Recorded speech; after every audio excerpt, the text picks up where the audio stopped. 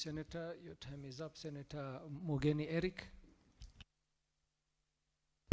Mr. Speaker, you know, we are paying the price for violating the intent of Kenyans when in 2010 they decreed that our cabinet secretary should be professionals. We have now turned politicians to be the ones standing in as cabinet secretaries, and they are doing politics, Mr. Speaker.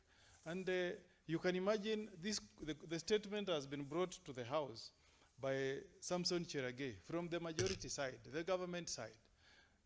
So by the time even senators from majority side are raising these issues, Mr. Speaker, it means that things are getting out of hand. How many times do we want Kenyans to be killed before we take action? This weekend, we have people going to various places in this country, including in Kakamega. Some will be in Kisii next week.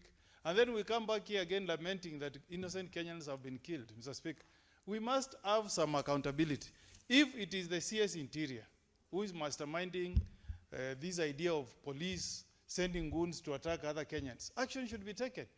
Just today, Mr. Speaker, an ex-president of South Korea, Yoon, has been jailed for life, Mr. Speaker, for the criminal acts he committed while he was in office. We must also send a statement that no Kenyan is above the law, Mr. Speaker. Nobody should be above the law.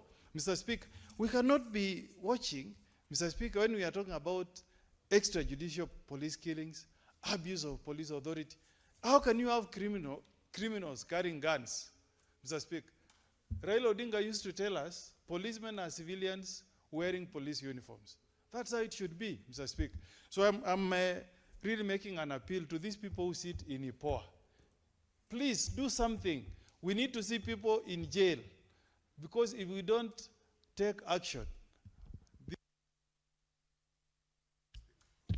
Thank you, Honorable.